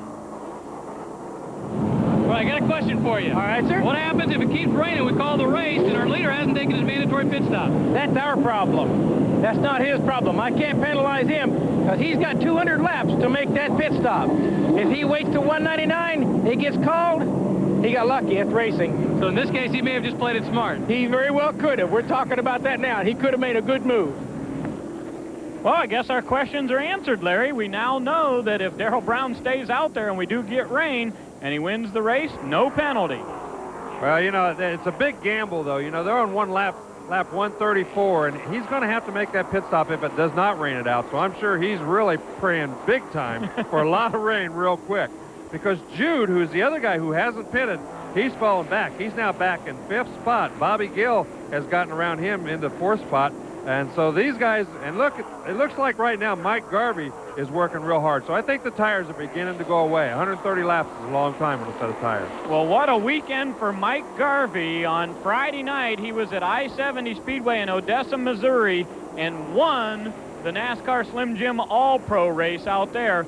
And here he is making a challenge on the number 86 car. So Garvey with a heck of a weekend. Yes, he told me he's going to run 10 times over the next 2 weeks. So he's got a lot of racing to do in a lot of different series. This is his own car. Most of the other series he runs for somebody else. but he's yet to be able to win in this series so far. Yeah, driving for Jerry Gunderman. He's won an ASA race and a Slim Jim All-Pro race, but not gone to victory lane yet in Hooters Cup. Now he tries to make the move. Darrell Brown's to the high side. Garvey in the Coors Light car going to the inside. Here's the question, can Garvey make it work? So far, no one has been able to make that inside pass. Well, I tell you what, he's right on the bottom of the racetrack, drifts up a little bit on the inside, but look at Bobby Gill back there. He seems to be working all over Freddie Query as well, trying to find a way to get around him. A 4-car battle for the lead on the outside.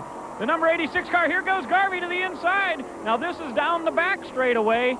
We'll have to see if he can hold that position. Garvey has the lead going into turn number 3, but he loses it again. Yeah, he just can't quite get in. You got to really get in the corner hard and slide up in front of the guy. But so far, Brown has just been able to get in the corner hard enough to hold him back there. Now, if he stays down on the bottom long enough, he's going to wear, he's going to get those tires hot, and then it's going to get to be a problem. You can see that Query's moved back to the top side just for that reason. And so did Garvey right there. You're right, Larry. You made a good call because those drivers are realizing they're not going to be able to make that pass on the inside. So Garvey now back to the high side. But look at this. Here comes Bobby Gill in the number 5 car to the inside. He's going to give it a shot. And he has made that pass. He got around Query. He's up alongside Garvey now. He's made that bottom line work as well as anybody that we've seen. We've seen him do that a couple of times, but he was farther back in the pack with some slower cars. Now then, he's running with the fast dogs, and he's going around them. The battle for second as Bobby Gill trying to make a hard run on the inside of Mike Garvey. The Garvey car slides up a little bit, and here goes Bobby Gill. He has made the pass around Brown, and he is going to be the leader this time by the start-finish line. The first time we've seen a new leader ahead of Darrell Brown, it's Bobby Gill. Well, I tell you what, he was so fast from the middle of the corner to the exit of the corner, he just blew those guys off. Looked like they were all pushing just a little bit, trying to exit the corner. He could chase the throttle, and he just drove right on past them, man. And look at this. Billy Bigley in the number 28 car is going to try to do the exact same thing as he's now moved to the inside of Freddie Query. Down the front straightaway, he's going to challenge Garvey. Well, I think Brown's tires are definitely beginning to show right now. Bigley, who went in a little bit later, as did Gill, they may have a little bit better tires than Garvey and Query. That might be a part of the equation as well. Absolutely. Great racing here as the yellow flag comes out. Bobby Gill has taken over the lead from Darrell Brown here at Birmingham. The caution is back out as the rain begins to fall once again. A great race for the lead. Right now, it goes to Gill.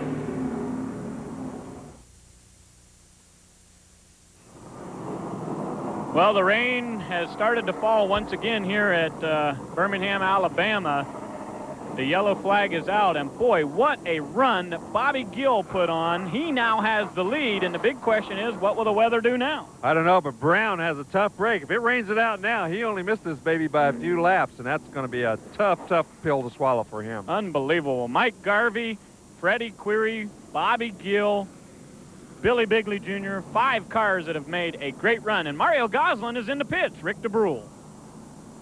Well, Mario Goslin brings the car in. They go ahead and go to work on the right side tires, changing those. Once again, the concern is not really what's going to happen as a result of the rain. They know they really don't lose too much because they get whatever their position was before the yellow flag came out. So they don't lose a lot by coming in and doing this. This is when they have to get it done anyway. But right now, I got to tell you, it's starting to look like a pretty heavy downpour for at least the moment. So the question is whether they'll actually be able to go back racing. But in the meantime, when they do, these guys will have their tires on and be ready to go. So once again, rain is a factor here, Larry. What a tough break for Darrell Brown. Well, Mario Goslin had to be putting on the tires he started the race on. You're only allowed 4 extra tires for this race. So evidently, he didn't like the tires after he switched at lap 83 or 85, whatever it was. He went back in, put on his original tires, thinking that they were better set up for the way the racetrack is going to be after this rain. Well, keep in mind, folks, we've got 18 cars that are currently on the lead lap, so a very competitive race today here at Birmingham. The big winner at this point has got to be Bobby Gill because he is the first driver of the day who's found a way to pass on the inside. Well, it looks like Darrell Brown's dropped to the inside. He's probably going to go in and make his pit stop now. If he does, in fact, he's going to come back out in 18th spot. He'll be the last car in the lead lap. That's going to put him at a big disadvantage. He gambled, and right now, unless it starts pouring down, it looks like he might have lost. Oh, boy, tough break for Brown, who has been so strong today, but there is no question about it. the tires started to go away. Well, we had a very important guest here at the racetrack this weekend, the king of drag racing, Kenny Bernstein.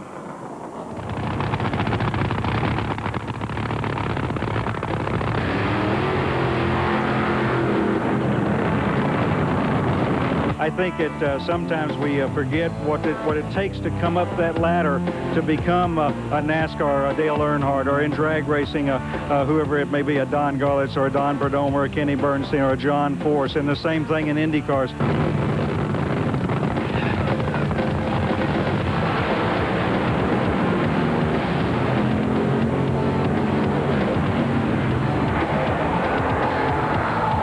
Special guest out here this week in Birmingham, Alabama, a guy who has a connection, well, in a lot of series, but especially to this one with Hooters Cup. That's Kenny Bernstein, drag racer, not normally seen in these pit circles, but you got a big connection to this driver behind you in the Hooters Cup car. I really do. A couple of connections. Obviously, Hooters being his sponsor, being one of my associate sponsors, and I can't thank them enough for having me down here and being on my drag racing Bud King car. And certainly Bob Brooks, the head man at Hooters, has been a great supporter of ours for many, many years, and we appreciate that help. But Marty, the guy that drives this car, of all things, used to work for me as an assistant body shop man in Travelers Rest when I started the NASCAR team in 1985. And you just found out he was moonlighting even when he was working for you. Yeah, I didn't talk to him about that. Yeah, I sure could.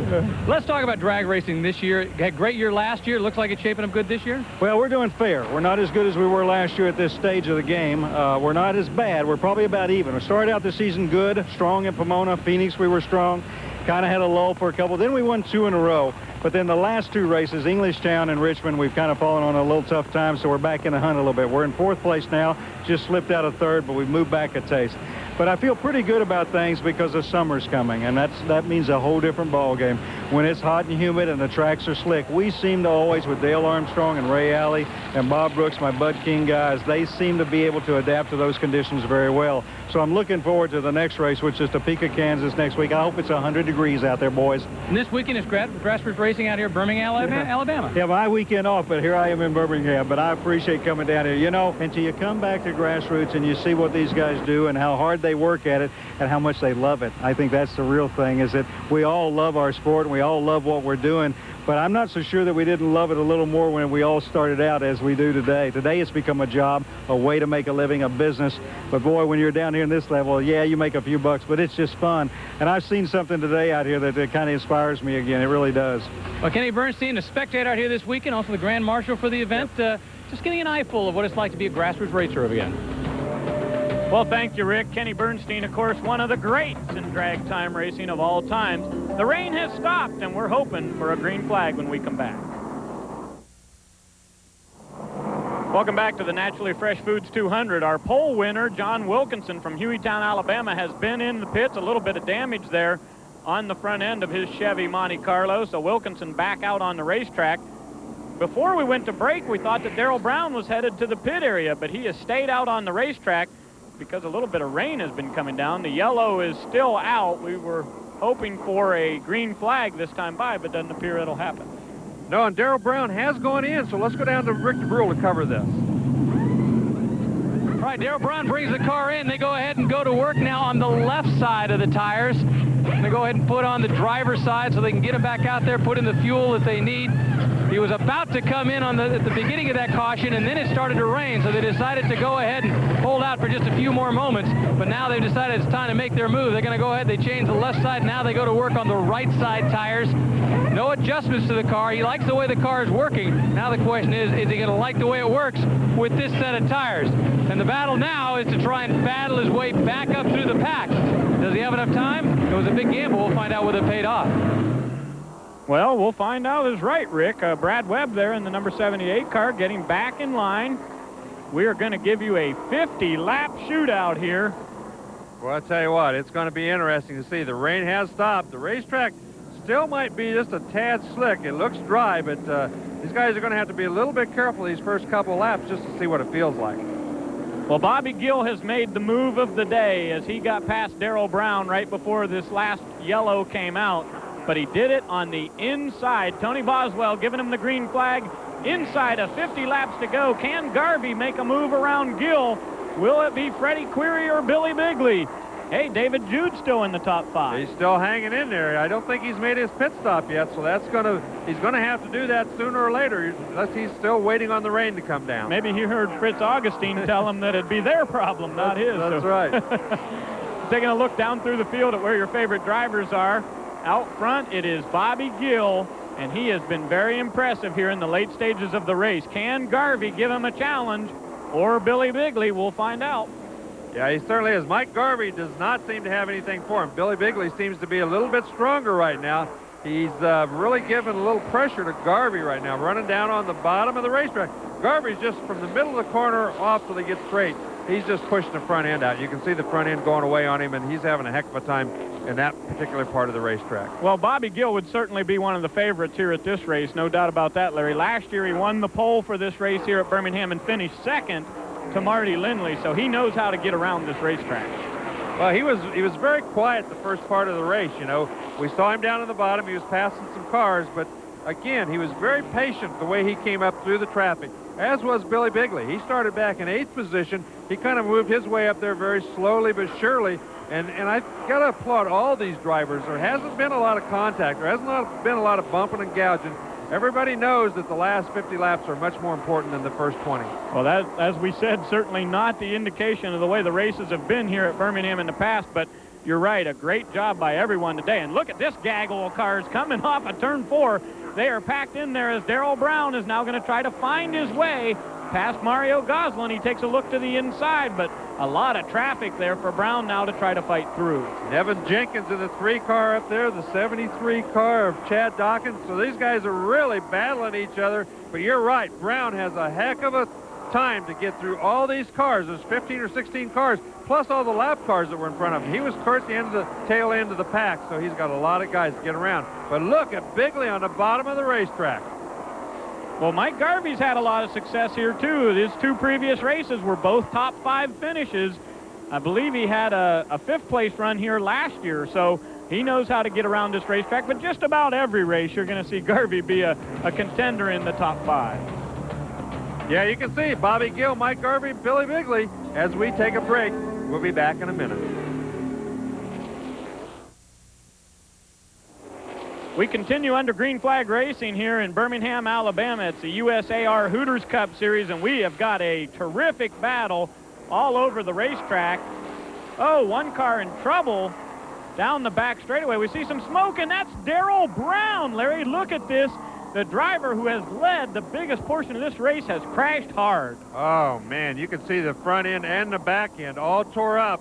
Obviously, all those cars, we talked about how much traffic he had to get through. Obviously trying very hard to get back up to the front with what he felt was the best race car out there, and got tangled up with somebody. Now, take a look here. You can see how far he slid coming out of turn 2, so he was really trying to get on the brakes, but he must have been going awfully fast to that inside guardrail. Well, it's a tough break. Somebody that leads that much of the race is that fast. They took a little bit of a gamble waiting so long, and obviously it was the wrong kind of a gamble to take today as things ended up. Unbelievable. A terrible break for Darrell Brown, who has been so strong today here in that race car, has led 142 laps of this race, but he has crashed hard. Now, we see Darrell moving around in the race car, so apparently he is okay. Rick DeBrule, can you give us an update on the situation of what happened to Darrell Brown? Ron Meadows, did Darrell say much on the radio? Well, I said somebody just turned straight down into him. I don't know who it is or exactly. We can't see from this angle, but he said the car is damaged pretty bad. So he's out for the day? You got it. We're done. Terrible break for this crew who has worked so hard to keep Darrell Brown out front. They did make the late pit stop, and that car is severely damaged. Yeah, and you can see Jimmy Cope once again in the pit area. He's several laps behind, some 30, 35 laps behind, but they're still out there trying. They're still hustling, trying to get back as many spots as they can. And, of course, when you have accidents and people falling out, you just gain that many more spots. Well, Larry, we give away $1,000 to the fast qualifier, the halfway leader, the top rookie, and $500 the hard charger, but there's no award for the worst break of the race. But, boy, we'd have a hands-down winner today. That'd be Darrell Brown. Well, I guess. That was, you know, again, a gamble that they took just didn't pay off. They thought if they waited, it might rain, number 1, or number 2, they would have the freshest tires to the end.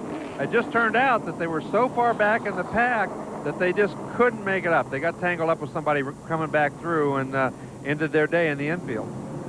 Terrible break for Darrell Brown, but he certainly showed that he can race with the best of this series today, as he was strong at Birmingham. You're watching the Naturally Fresh Foods 200. I'm Ray Dunlap along with Larry Rice and Rick DeBrule. Hope you're enjoying this Hooters Cup racing, late model racing coming to you from all around the country this year. We'll be bringing you races from places like Southern National Speedway in Kenley. They'll go to the Milwaukee Mile, Peach State Speedway, DeSoto, and we'll close it all out at USA International Speedway late in November. So it's a long season and a chase for the championship in 1997 in the Hooters Cup Series. Yeah, that was Derek Kelly in the 6 car we were looking at. He was in the pits, hood up on that car. That's not a good sign. There's Mike Garvey, who is in the pit area, making another pit stop. That's going to put him at the back of the pack, so that's not good. And I'm sure that had to be an unscheduled pit stop. He didn't want to go back in there at this point in the race, I'm sure. Well, they're dragging Darrell Brown's car to the pit area. The field has lined up. We're going to go back to green flag racing. No rain at this point, but we're still keeping our eye on the sky. Lap 164, we're back underway, and boy, I'll tell you what, Bobby Gill's car is pretty strong. Yeah, we're going to find out right now if Billy Bigley's got anything for him. He was trying to get around Garvey before. Garvey might have been holding him up just a little bit. Freddie Query back there in the white number 8 car running in 3rd. But we'll find out quickly if Bigley's got anything. Right now, it doesn't appear so. It looks like Gill's really strong. Well, Scott Wimmer in the number 25 car, the McDonald's entry, is a couple of laps down, so he is not in the race right here with these leaders. The leader is Gill, then Billy Bigley in the Budweiser number 28. Freddie Query in the unsponsored car number 8 is running 3rd. The number 25 car of Wimmer, again, a couple of laps down. Yeah, the 2 car of Jude still hanging on in 4th, and I still don't think he's made his pit stop. At least I didn't see him go in, so he still has that pit stop to make, and he still may be hoping for rain. So great run for David Jude today in car number 2. The Klein Motorsports car continues to run strong. Dick Anderson is in 5th, and we'll come back with more racing. Don't go away. And welcome back to Fairgrounds Speedway. It's the 7th event of 1997 in the USAR Hooters Cup Series. Bobby Gill is your leader in the Terminal Trucking car, number 5, and he is really starting to spread out his lead now on the number 28 car of Billy Bigley Jr. Yeah, you can see he gave it a little wiggle coming off of that last corner, and he runs a lot lower line coming off of turn 2 than anybody else. But, you know, it's working for him because it's fast right now.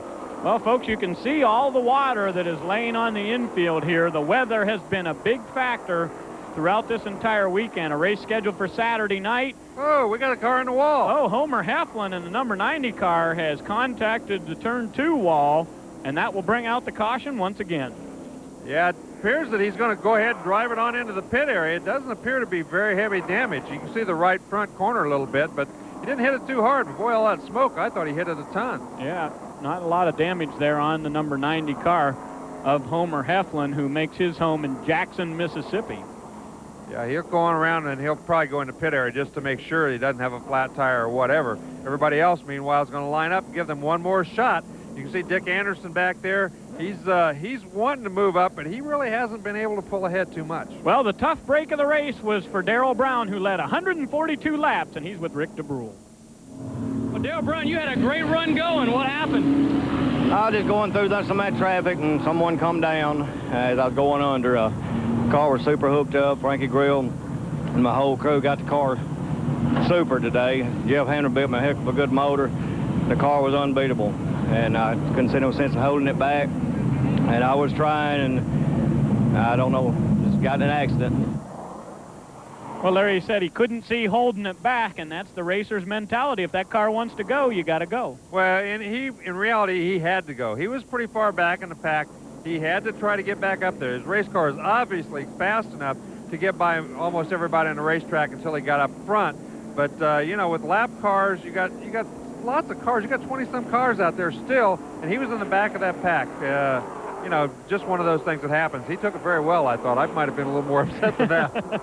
So a very gracious Darrell Brown. Contact between Harold Fair and the number 16 of Marty Lindley, and oh boy, the 70 car has slammed the wall as he tried to make an evasive move. Dwayne Dempsey hit the wall a ton.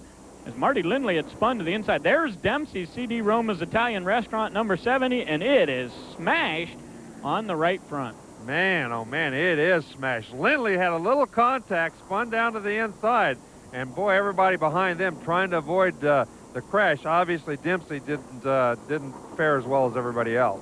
Now watch right here. You see the number 71 car has slid out front. Lindley goes to the inside, and his car just barely gets off in the grass. So he gets off in the grass after that contact. Then he tries to get back on the racetrack and spins once he tries to turn that thing to the right. Look right there. Everybody trying to avoid it, and Dempsey's a big loser. Man, he hit that thing a ton. Wow, tough hit for Dwayne Dempsey. Dempsey is climbing out of the car, so he is okay. And the yellow flag out again at Birmingham. We had just got done saying how clean a race it's been all day long, and then a couple of major problems. Well, that was definitely the hardest hit we've seen all day, because I didn't see the car that was below him, but they were all turning to the right trying to get away. He was just the third car out there and had no place to go. Restart on lap 183. After 10 laps of caution here, the number 5 car, Bobby Gill, continues to be very strong. Can Billy Bigley mount a challenge? Will Dick Anderson be able to get by Freddie Query? That's the question of the day. Right now, it appears that Gill is very, very strong. Well, I think Gill's got a good handling race car. He's got the race car figured out, and he's driving it the way the race car wants to go. If you'll notice, he's running that thing in. He's running the groove like everybody else. Then the last half of the corner, he's diamonding down off, running much lower off the corner. To me, that tells me that race car wants to push out if he's up top. So he's adjusting to that. And the way he's adjusted has made the race car very fast. Look how much lower he runs off the corner than everybody else. Absolutely. And he's outrunning them. Yep, that's a good point. So Gill has found a fast way around this half-mile, very flat racetrack. And folks, throughout the season, we go to a lot of half miles in this Hooters Cup Series, but varying degrees of banking throughout the country. So the setup is such a key factor on these race cars, and it appears that there's a pretty good setup under the Terminal Trucking number 5 today. I don't think there's any doubt about it. I think he had a good setup all day long. I think he just started far enough back that he took his time working his way through the traffic up to the front. I think he probably knew better than anybody that he had a very fast race car from the word go, but he just didn't push his luck and get in any trouble getting up to the front. Now, Bill Plemons Jr. in the 15 car is a lap down, and he has moved out of the way for Freddie Query. These guys are going to race to the checkered flag, and we'll bring it to you right here on The Deuce. Don't go away.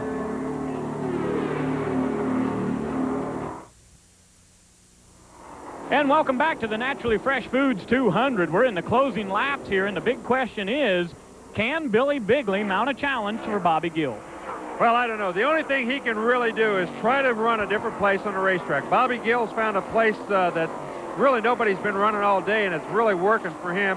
Bigley's going to have to try to do the same thing. If he can't find a place that makes his car happier, then he's just going to be stuck, and he's going to have to run second, it looks like. Whoa, a big challenge here as Mike Garvey's trying to get around. Oh, and Johnny Brazier gets loose in the 171 car. Very, very loose, but he saves it and does not loop the race car. Well, I tell you what, some of those guys behind him did a heck of a job getting around him without getting into the wall. That white car, couldn't tell who that was, but man, he did a great job keeping that thing out of the fence. Bobby Gill started back in 16th and has run to the front in the Terminal Trucking car. Now, folks, if your favorite driver is Mike Garvey in the Coors Light number 40, he is back in the pack. We saw him right there as Johnny Brazier almost spun. Garvey was penalized in this race and sent to the back, so we'll try to get you a clarification on just what happened there as Dick Anderson now makes the move to the inside of Freddie Query. A great race with these two white cars, and Anderson has the spot. And Anderson, all these guys deep in the field. Anderson started at 11th.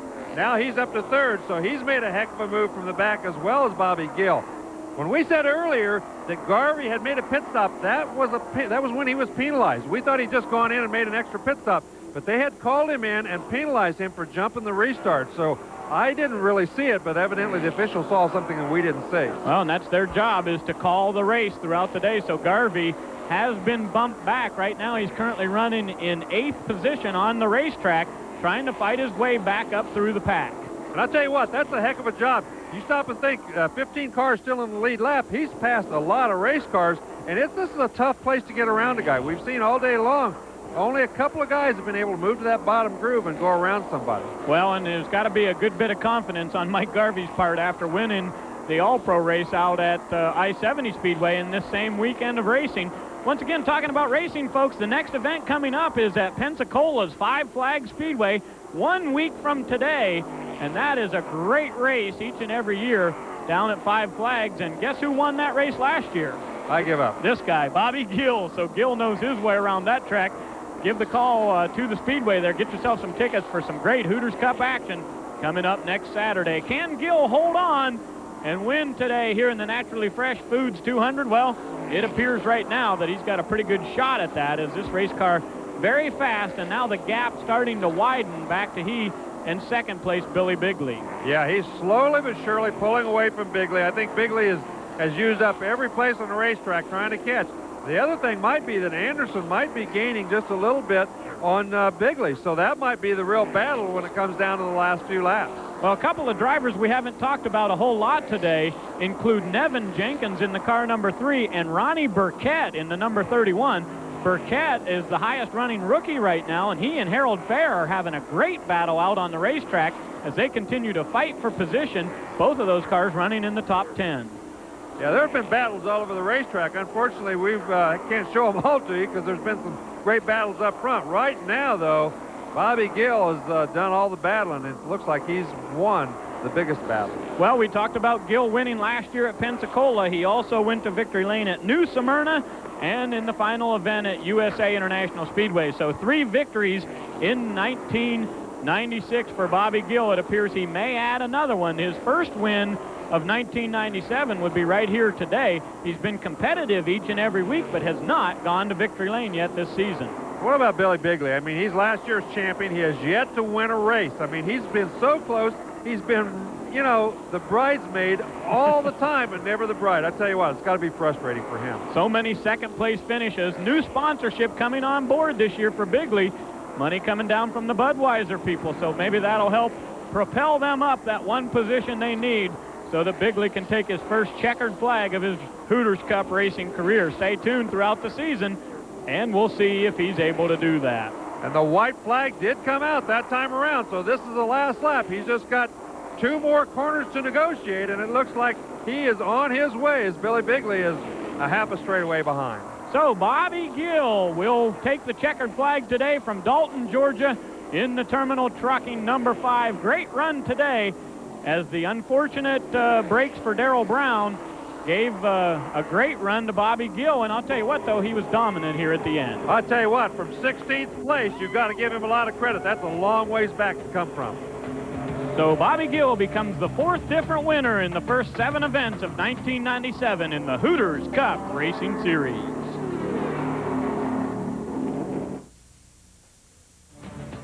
Today's running of the Naturally Fresh Foods 200 was brought to you by Hooters Restaurants, delightfully tacky, yet unrefined, and by Jackaroo Barbie Sauce. If you've got regular barbecue sauce, you ain't got Jack. And by Naturally Fresh Pure Spring Mountain Water. It's naturally refreshing. Well, Bobby Gill, the winner of the race, he's got to be a very, very happy man. He did a terrific job. Billy Bigley came from 8th. Dick Anderson from 11th. Corey started up front, but he fell back. Mike Garvey, tough break being penalized for him. Still a top 6 finish. That'll help him in the points. John Wilkinson III, our pole sitter, will finish 14th today. Johnny Brazier there in 15th. Moving back through the field, we see Brad Webb will go 19th with Derek Kelly dropping all the way back to 20th. Yeah, Larry Speakman, Jamie James, Scott Wimmer, some of those guys farther back in the field, and of course Dempsey having that big crash. Tough break for Ronnie Sanders as he lost his left rear tire earlier tonight. And the Miller Lite National Points Championship chase will shape up like this. Freddie Query will keep the point lead. Billy Bigley Jr. with a good run moving to 2nd place. Moving back through Scott Wimmer, we see in 8th position. Anderson will be 6th. Garvey drops back to 7th. Tony Walls and Ronnie Burkett rounding out the top 10 there. Darrell Brown was the man of the day today here at Birmingham Raceway in a car that won 1 year ago here with Marty Lindley driving, but he drops out after 142 laps in a late race crash. All the spoils of victory for the first time in 1997 going to Bobby Gill in the Terminal Trucking car. Yes, and I think the big gamble that Brown took was not going in early when everybody else went in. There's the hardest hit of the day as we take a look at Dempsey really banging into the fence. The gamble could have paid off very easily. It just didn't this time. A number of cautions here at Birmingham International Raceway, but a good, strong run for Bobby Gill in the number 5 car. Congratulations to the entire Terminal Trucking team for the first win in 1997. More Hooters Cup racing coming your way here on ESPN throughout the season. For Rick DeBrule and Larry Rice, I'm Ray Dunlap. Certainly hope you enjoyed tonight's race. This has been a presentation of ESPN, the worldwide leader in sport.